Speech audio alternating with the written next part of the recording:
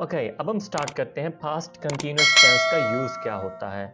इस टेंस को हम ऐसे काम के बारे में बताने के लिए इस्तेमाल करते हैं जो कि माजी में जारी था। Past continuous tense is used to tell about an action which was ongoing in the past. यानी इस ज़माना का इस्तेमाल ऐसे कामों के बारे में बताने के लिए होता है जो माजी में जारी थे। यानी एक ऐसा काम जो कि माजी में हो रहा था। नाम से क्लियर हो जाता है, एक टेंस अपने नाम से ही बता देता है कि उसको कहाँ पे इस्तेमाल करना है। जैसे इसका नाम है पास्ट कंटिन्यूअस। पास्ट मतलब गुजरा हुआ और उसमें कंटिन्यूअस यानी जारी। तो आगे हम देखते हैं कुछ इसकी एग्जांपल्स जिसके जरिए क्लियर हो जाएगा कि कहाँ पे इसको यूज करना है। जैसे हम कहते हैं अहमद गाना गा रहा था, वो खाना पका रही थी, क्या वो मेरा इंतजार कर रहा था, मैं उसकी चुगली नहीं कर रहा था। इस सभी सेंटेंसेस में आप देखेंगे एक चीज कॉमन है, वो ये है कि हम इन सभी सेंटेंसेस में बात कर रहे हैं पास्ट में एक जारी काम की, और इस टेंस में हम सिर्फ इसी बारे में ही बात करते हैं। सो हर टेंस की पहचान कोई मुश्किल चीज़ नहीं होती, उसके नाम से हमें क्लियर हो जाता है उसको कहाँ इस्तेमाल करना है। असल होता है कि उसको हमने कैसे इस्तेमाल करना है, और वो अभी हम सीखते हैं। उसके लिए सबसे पहली चीज़ आप ये सीखें कि इसके हेल्पिंग वर्ब कौन कौन से होते हैं। हेल्पिंग वर्ब इस टेंस के अंदर दो होते हैं, और जैसा कि मैं पहले बता चुका हूं कि जब भी एक टेंस का हेल्पिंग वर्ब एक से ज़्यादा होता है तो एक हेल्पिंग वर्ब कुछ सब्जेक्ट्स के साथ यूज होता है, दूसरा हेल्पिंग वर्ब दूसरे सब्जेक्ट्स के साथ यूज होता है। फॉर एग्जाम्पल यहाँ पे हमारे पास डूइंग होमवर्क, ये एक वर्ब और एक ऑब्जेक्ट है, ठीक है। अभी हमारे पास हमने यहाँ पे सब्जेक्ट और हेल्पिंग वर्ब ऐड करना है। सो अगर हमारे पास subject I, he, she, it या कोई सिंगुलर सब्जेक्ट होगा यानी बॉय, गर्ल, अली, तो हम वहाँ पे वाज ऐड करेंगे, यानी वाज का इस्तेमाल करेंगे हम इन सब्जेक्ट्स के साथ। तो मैंने इनको अलग अलग कॉलम में बना दिया ताकि आपके लिए क्लियर हो जाए कैसे हमने इसको इस्तेमाल करना है। अब वर्ब को हम इस्तेमाल करेंगे जब हमारा सब्जेक्ट वी, यू, दे या प्लूरल सब्जेक्ट यानी कोई जमा फाइल जैसे boys, players, Ahmed and his friend, अब ये सारे जो हैं ये प्लूरल सब्जेक्ट हैं, तो इनके लिए हम हमेशा यूज करते हैं were. For example, we were doing homework, you were doing homework, they were doing homework, boys were doing homework। तो इस तरह करके हम इसके हेल्पिंग वर्ब को इस्तेमाल करते हैं। अब देखते हैं फॉर्म ऑफ वर्ब कौन सी इस्तेमाल करनी है। फॉर्म ऑफ वर्ब इसके अंदर हम यूज करते हैं वर्ब की ing वाली फॉर्म यानी जेरंड फॉर्म। जैसे हमारी सादा फॉर्म होती है कंप्लीट, तो completing, go, going, buy, buying, cook, cooking, jump, jumping, right.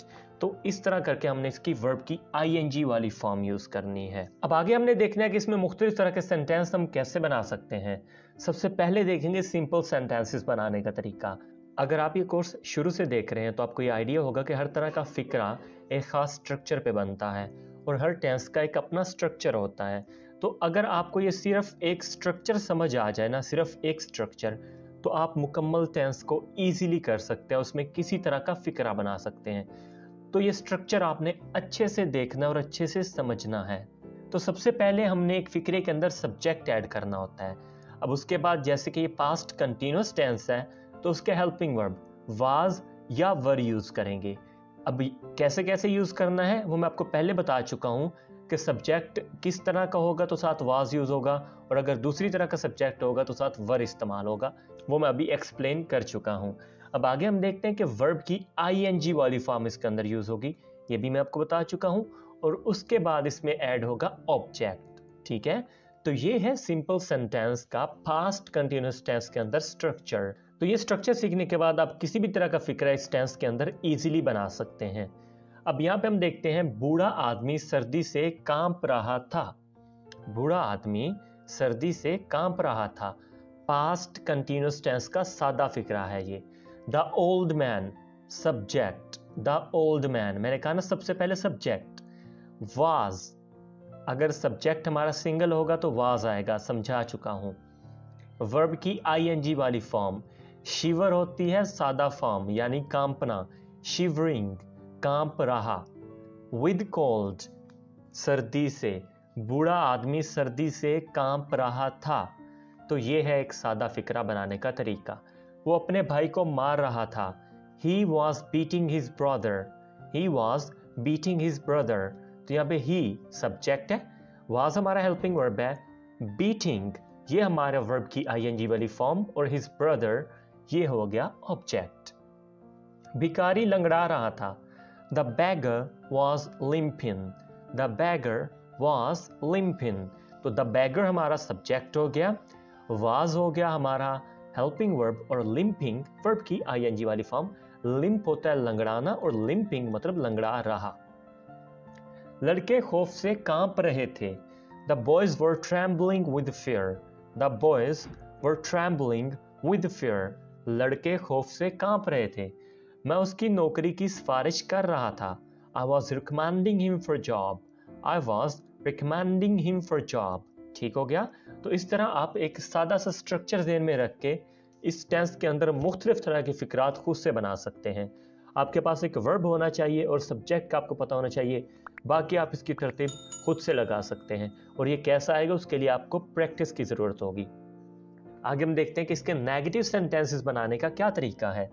जैसे मैं पहले भी कह चुका हूं कि अगर आपको एक स्ट्रक्चर आता है तो बाकी स्ट्रक्चर या बाकी तरह के सेंटेंस आपके लिए ज़रा भी मुश्किल नहीं है। तो हमें subject plus was were plus verb I N G plus object पिछले सेंटेंस में भी यूज कर रहे थे। यहां पर हमने सिर्फ एक नॉट ऐड करना है और मनफी फिक्रा बन जाएगा। बूढ़ा आदमी सर्दी से नहीं कांप रहा था। The old man was not shivering with cold. तो बाकी फिक्रा तो वही का वही रहा। The old man was shivering with cold, the old man was not shivering with cold. सिर्फ एक नॉट ऐड करने से नेगेटिव सेंटेंस बन गया। वो अपने भाई को मार नहीं रहा था। He was not beating his brother. भिखारी लंगड़ा नहीं रहा था। The beggar was not limping. लड़के खौफ से कांप नहीं रहे थे। The boys were not trembling with fear. The boys were not trembling with fear. मैं उसकी नौकरी की सिफारिश नहीं कर रहा था। I was not recommending him for job. सादा सा तरीका यूज किया है, सिर्फ उसी सादा स्ट्रक्चर के अंदर हमने नॉट को ऐड किया है और हमारे मनफी फिक्रा बन के सामने आ गया। अब हम देखते हैं कि इंट्रोगेटिव सेंटेंसेस कैसे बनाने हैं। इंट्रोगेटिव सेंटेंसेस बनाने के लिए 12 के 12 टेंसेस में एक ही फार्मूला यूज होता है कि आपने हेल्पिंग वर्ब को शुरू में लेके आ जाना है। अब यहाँ पे अगर आप इस सेंटेंस की ओवरऑल स्ट्रक्चरिंग पे गौर करें तो वही की वही चीजें हैं, कोई चीज नहीं बदली। सब्जेक्ट वही है, वाज वर है, वर्ब आईएनजी ऑब्जेक्ट है। बदल क्या रहा है सिर्फ कि पहले वाज वर सब्जेक्ट के बाद आ रहा था, अब उसके पहले आ जाएगा। अगर सब्जेक्ट के बाद आ रहा तो सादा फिक्रा था, अब पहले आ रहा है तो सवालिया फिक्रा बन जाएगा। क्या बूढ़ा आदमी सर्दी से कांप रहा था? Was the old man shivering with cold? वो क्यों अपने भाई को मार रहा था? Why was he beating his brother? क्या भिखारी लंगड़ा रहा था? Was the beggar limping? क्या लड़के खौफ से कांप रहे थे? Were the boys trembling with fear? क्या मैं उसकी नौकरी की सिफारिश कर रहा था? Was I recommending him for job? तो अब आप देख सकते हैं कैसे हमने एक आसान से तरीके से इस पूरे टेंस को कवर कर लिया है। सिर्फ हमने एक दो बातें ज़हन में रखनी होती हैं कि हेल्पिंग वर्ब कौन सा इस्तेमाल होना है, फॉर्म वर्ब कौन सी इस्तेमाल होनी है।